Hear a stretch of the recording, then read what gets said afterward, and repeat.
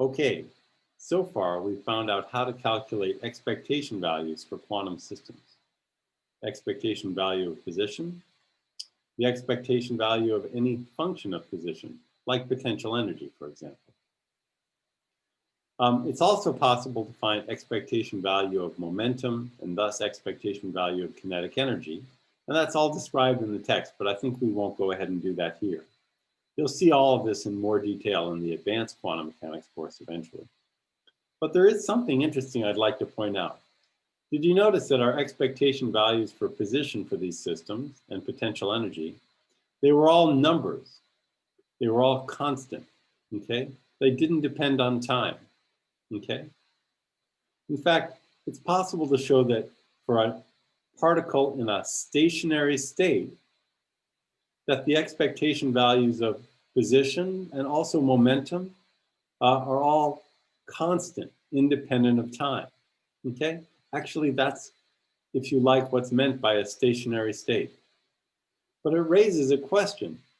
In the world, things are not constant in time. Things are constantly changing, right? Atoms get excited, and then they de-excite and emit light. All kinds of processes go on. So how can we explain that if all of the expectation values of quantities are independent of time? Well, the answer is that stationary states do not exhaust all the possible states of quantum systems. Quantum systems can also be in superposition states, okay? And when a system is in a superposition state, then it'll exhibit time dependence. That's quite a mouthful. I think it'll become clear as we work through an example, all right? Here, let's pause. Okay, so recall that the wave functions that we've been writing down are only part of the full wave function. The full wave function includes the time dependence as well as the position dependence.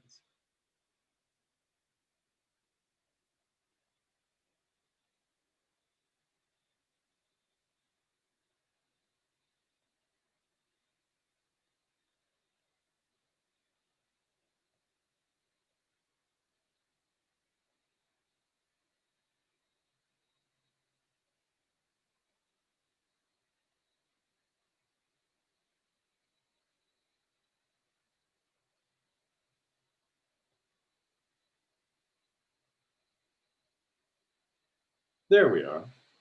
So for a particle in an energy state, the full wave function is always little psi of x times e to the minus I omega t, where omega is just the energy divided by h bar, okay?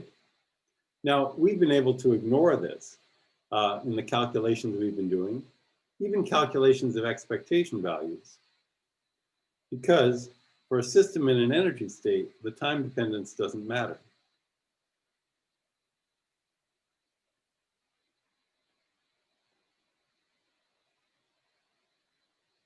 Because for a system in an energy state, expectation values look like this. So the expectation value of x, using the full wave functions, of course, looks like this. Oh, excuse me.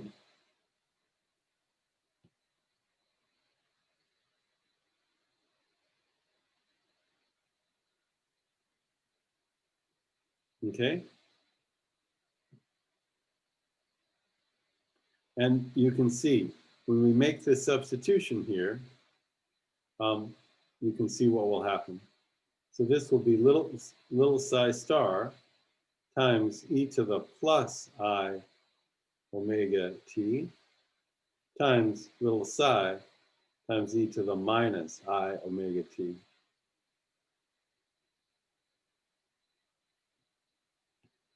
And then the time-dependent terms just canceled out.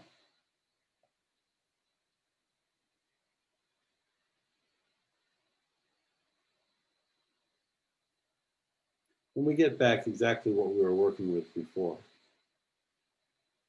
So the time dependence didn't matter for a stationary state. And as I mentioned, that's why these are stationary states. because the expectation values don't depend on time. But as we mentioned, this raises the question, how does anything ever change? And the answer is that there are other possible states for the system. A system doesn't have to be in an energy state. It can be in a superposition of energy states. Here, let me describe what I mean.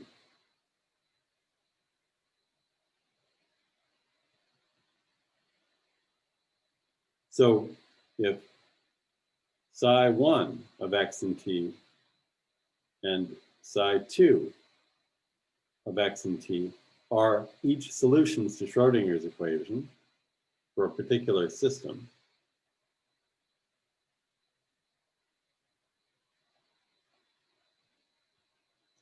then because Schrodinger's equation is a linear differential equation, the superposition state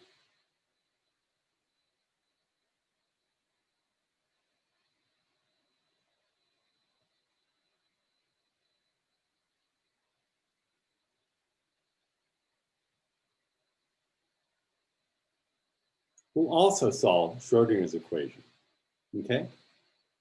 And if psi 1 and psi 2 are different energy states, then we'll find that the expectation value for the superposition states evolve in time, okay?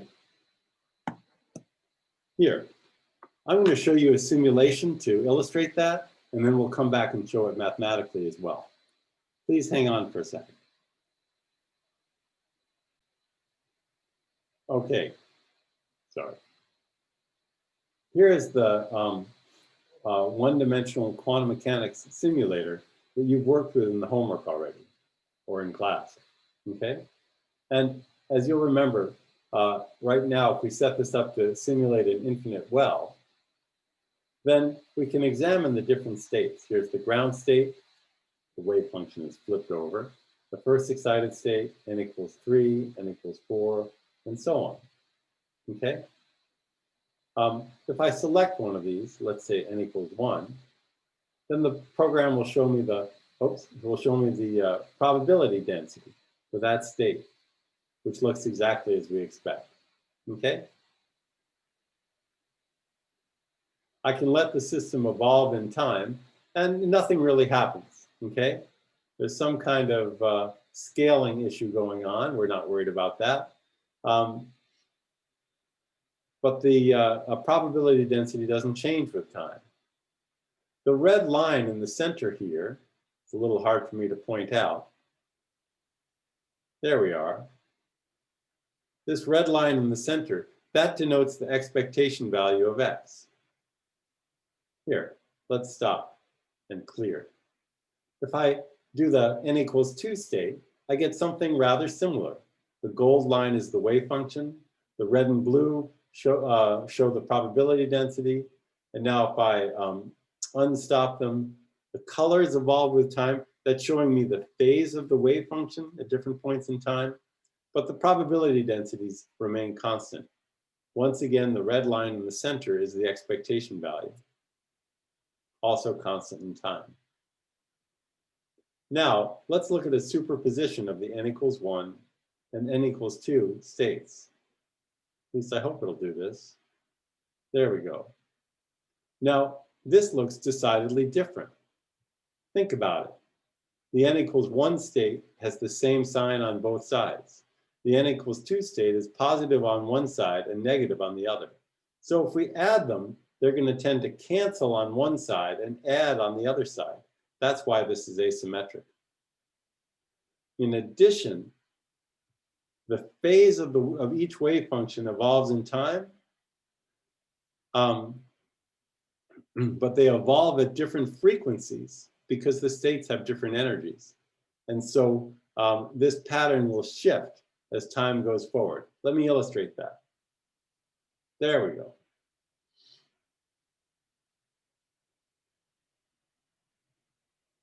So the superposition state exhibits time dependence. In particular, if you focus now on the expectation value of x, that's the red line, you see it oscillates back and forth.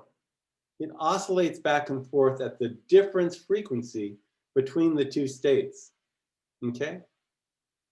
Imagine this was a charged particle, an electron trapped in a well, okay?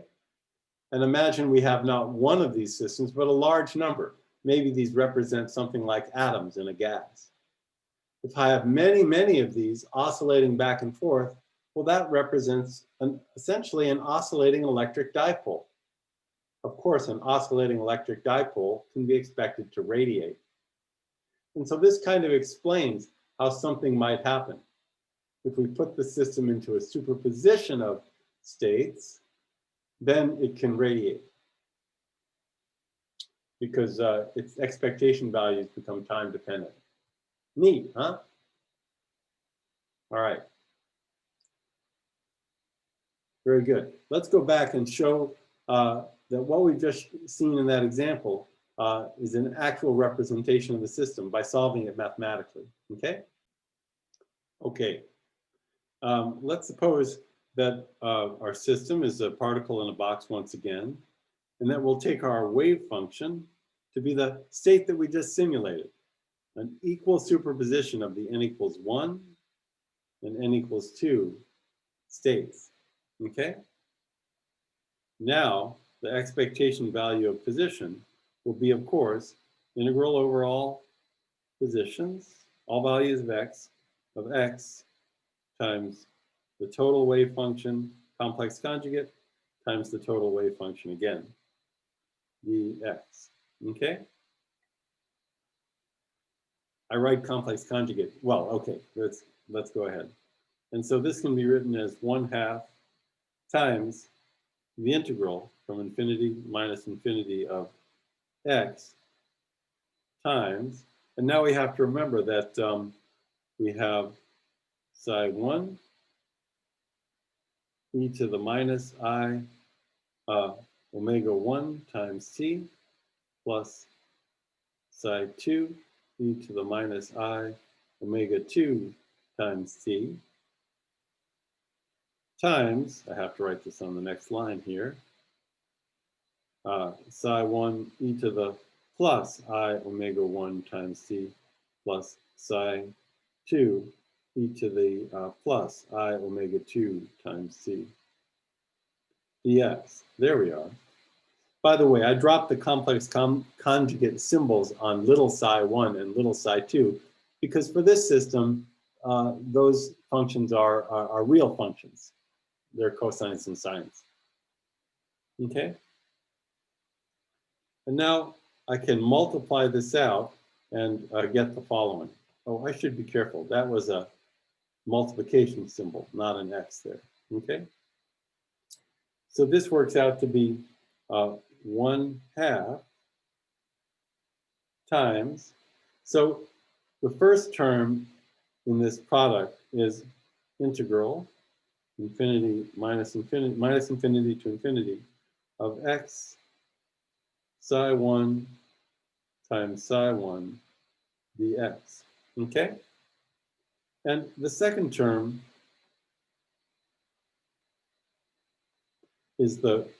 can be written this way. It's x psi 2 dx. Okay? And then there are going to be the cross terms. Integral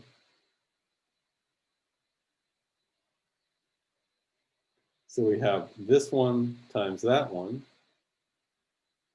x psi 1 psi 2 times e to the I omega 2 minus omega 1 times t dx. We have one more term.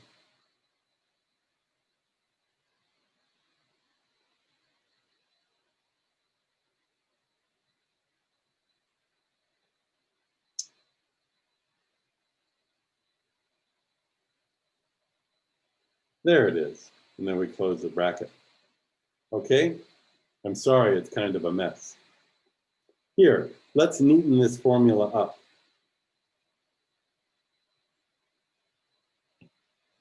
First of all, look at the first term. It's pretty clear what that is, isn't it? It's just the expectation value for the n equals 1 state of the system. So if we like, we can write this as just expectation value of x, 1, where the 1 here means the expectation value of x for the lowest state in the system. Likewise, here we have another term we could call x2, okay? Of course, for the particle in the box, both of those have the same value, but no matter. And then the third we'll come to in just a second, okay? All right. So trying to simplify this, we can write this as 1/2 times expectation value of position for state 1 plus expectation value of position for state 2 plus, and now look what we have. We have, notice that the complex exponential term here doesn't contain an x, so we can take it out of the integral.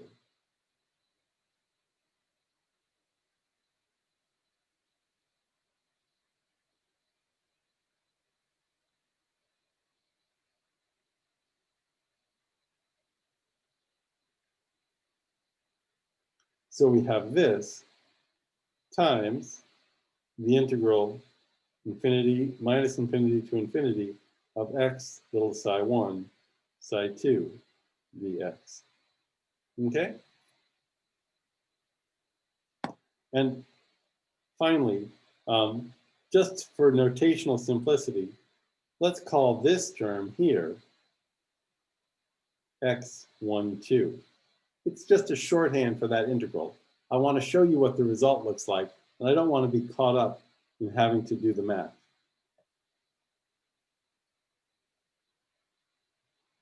Then our result can be written as 1/2 of x1, expectation x2, expectation value of position in state 2, plus, and now look what we have.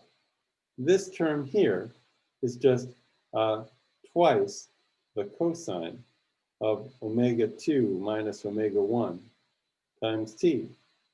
And then that multiplies our third term, x1, 2. Let me just write it over again for neatness. So what we have is the average value of the expectation value in the first two states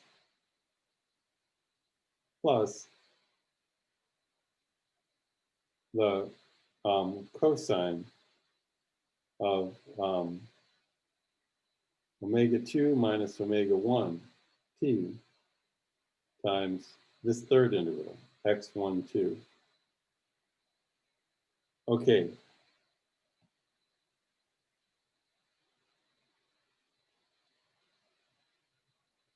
Very good. Now, we had to do a lot of work to get to this point, but let's take a look at what we found. We found that the expectation value of position for this superposition state looks like this. It's equal to the average of the expectation value in the first two states. That's fine. But plus this term here, which oscillates in time. And it oscillates in time with the difference frequency between the two states. Okay? So we can imagine that if we placed a lot of, if we prepared a lot of identical systems in the superposition state, that the average value of the position of the charge would, in that system would oscillate back and forth. And of course, this would produce radiation at the oscillation frequency, which is just the difference in frequency between the two states. In other words, we'd emit photons whose energy was equal to the energy difference between the two first states. Makes sense, doesn't it? Okay, so that's a little complicated, but I wanted to show you that for two reasons. First, to make sure you understand that stationary states aren't the whole game. Quantum systems can be prepared in superposition states. and all the same rules apply. And that second, in superposition states, things are dynamic. Expectation values depend on time. Okay? All right.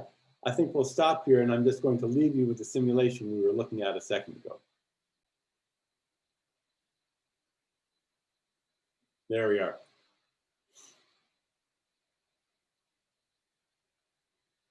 Okay, see you in class.